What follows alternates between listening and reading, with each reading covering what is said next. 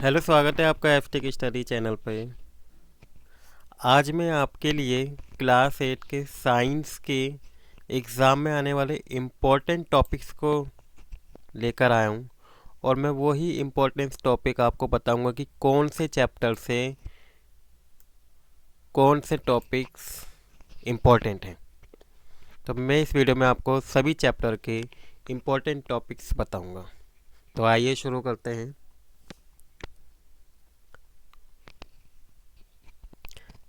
ये जो है ये क्लास 8 का साइंस का सिलेबस है, जिस सिलेबस को देख के बहुत से बच्चे कंफ्यूज हो जाते हैं कि हम इसमें क्या चीज़ पढ़ें क्या नहीं पढ़ें, ये क्या दिया हुआ है। जैसे ये है, ये इन चीज़ों को आपको क्या करना है, इग्नोर करना है एग्ज़ाम के पॉइंट ऑफ व्यू से। आपको सिर्फ जो ये टॉपिक्स दिए हुए हैं इन टॉपिक्स को क्या करना है, लर्न करना है, जिससे आप अच्छे नंबर स्कोर कर सकें। तो मैं आपको सबसे पहले चैप्टर नंबर 2 से बताता हूँ कि चैप्टर नंबर 2 में क्या आएगा।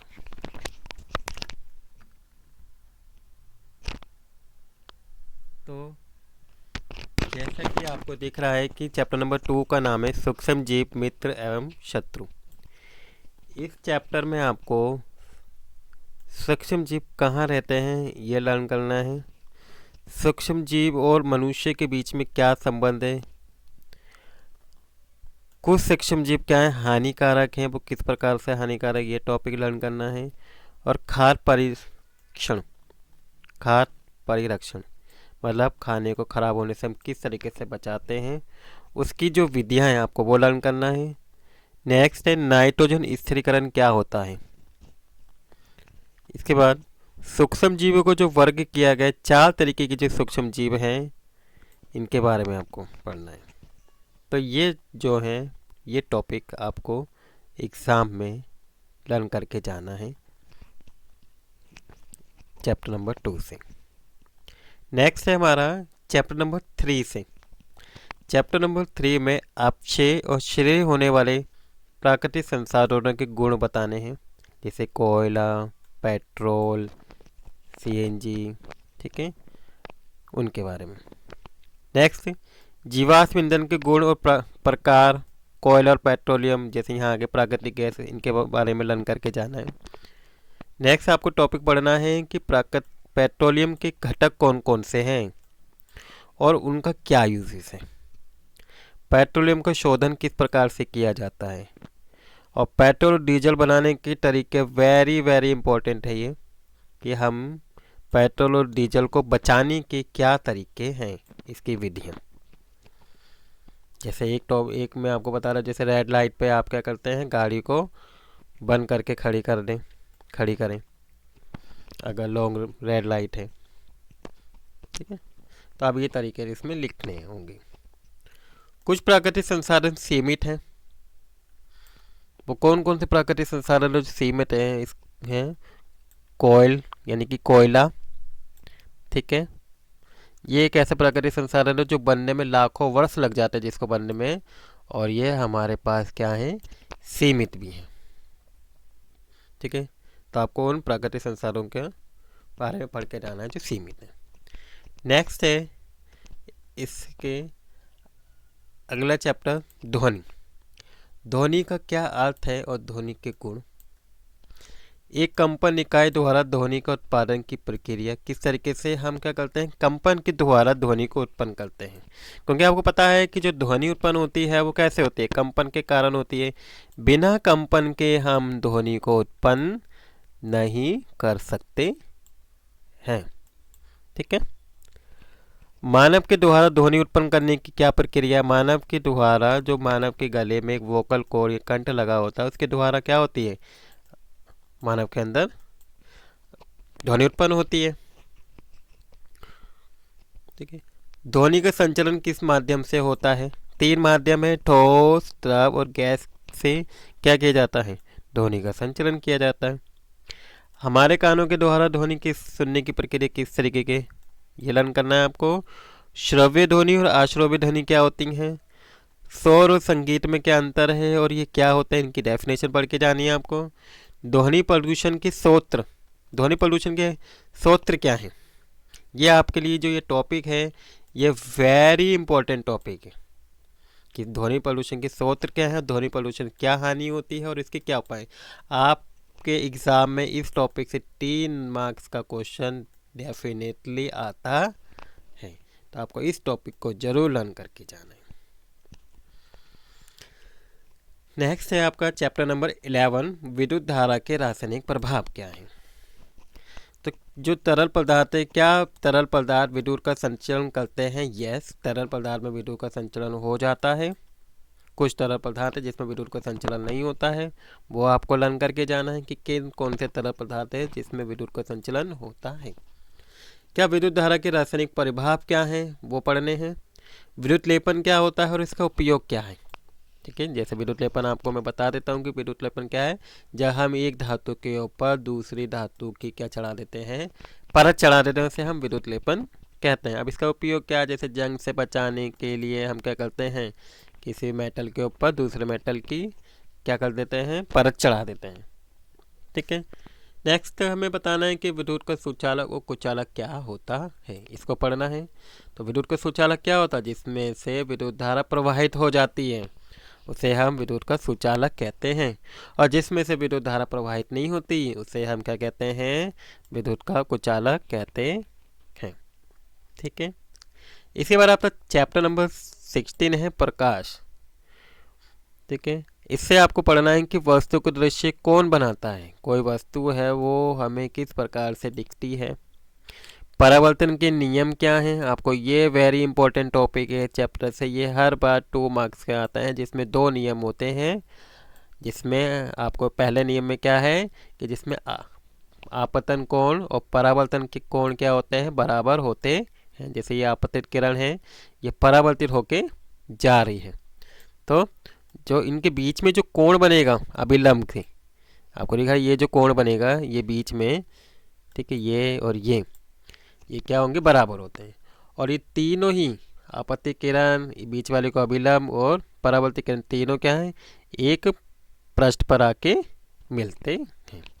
तो आपको ये परावर्तन के नियम भी आपको लर्न करके जाना है।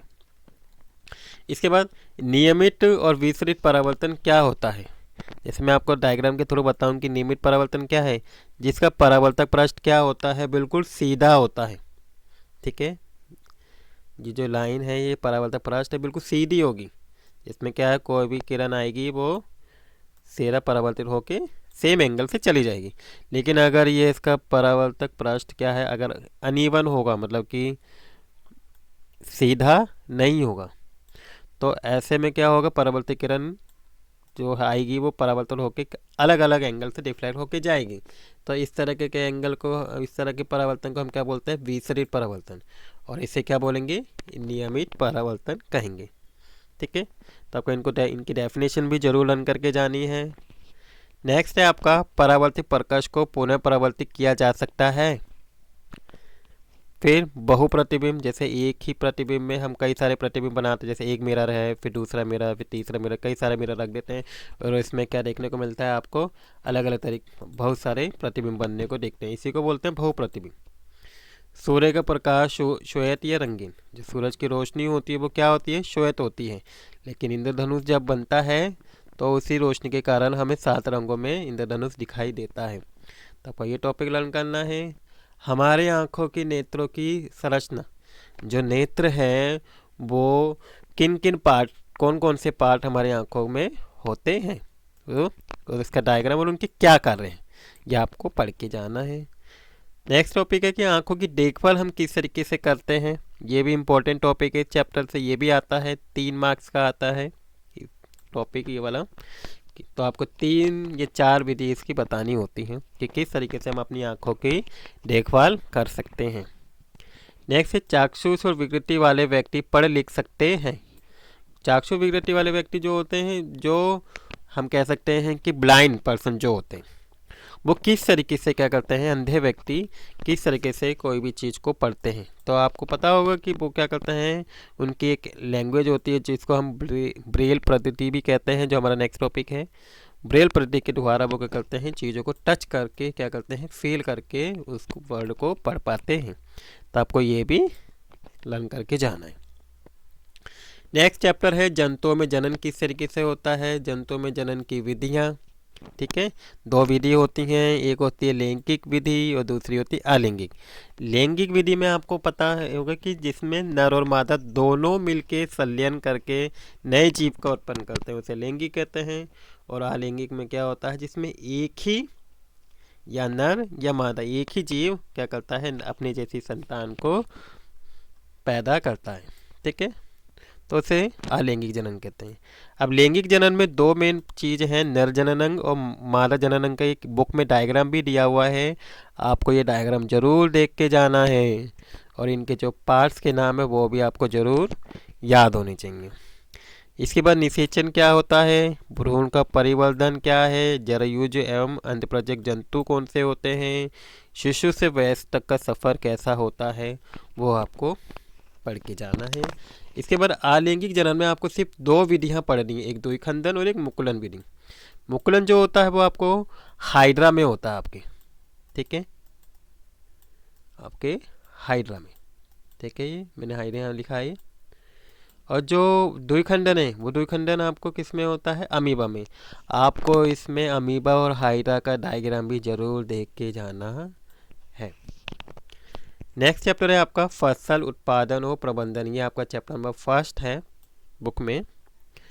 इसमें आपको फसल क्या होती है, उनके प्रकार, रबी फसल, खरीफ फसल, ये पढ़ के जाना है। और उससे संबंधित जलवायु परिस्थिति, मतलब कि जो फसल को उगाने के लिए हमें किस जलवायु में, किन किन जलवायु में फसल को उगाना चाहिए, किस तरीके का हमें जलवायु रखनी चाहिए ताकि हमारे अधिक से अधिक फसल का उत्पादन हो सके। नेक्स्ट टॉपिक इसमें पढ़ना है कि फसल उत्पादन के लिए बुनियादी कृषि कौन कौन सी है, उसकी विधियाँ क्या हैं, फसल उत्पादन करने की क्या क्या विधि हैं, खाद और उर्वरक में अंतर क्या है, फसल के लिए कौन कौन से पोषक तत्वों का यूज़ किया जाता है, फसल चक्र किसे कहते हैं, वैकल्पिक रूप से उगाई जाने वाली अलग अलग प्रकार की फसलों के लिए क्या फसल चक्र है, वो पढ़ के जाना है।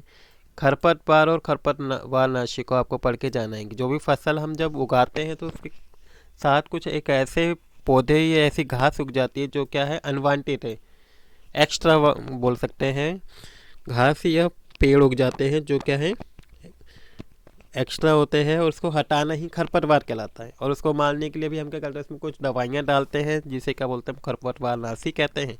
तो आपको ये दो टॉपिक भी क्या करने हैं, पढ़ के जाने हैं। इसके बाद नेक्स्ट है कि अनाज और पशुपालन का भंडारण कैसे करें। जब हम फसलों को उत्पादन हो जाए, फसलों की कटाई कर लें, तब उन फसलों को हम किस तरीके से भंडारण करके रखें, स्टोर करके रखें ताकि वो फसल ख़राब ना हो। तो आपको ये टॉपिक भी पढ़ के जाना है। इसके बाद आपका नेक्स्ट चैप्टर है बल एवं दाब। बल एवं दाब में बल क्या होता है, अपकर्षण बल क्या होता है, अभिकर्षण बल क्या होता है, बल क्रिया के कारण लगता है, बल की खोजबीन किसने की थी, बल वस्तु की गति, आकार, दिशा, इन सब में परिवर्तन कर सकता है। ठीक है, इसके आपको उदाहरण एग्जाम्पल जरूर देखने हैं आपको। ठीक है, बल वाले चैप्टर के।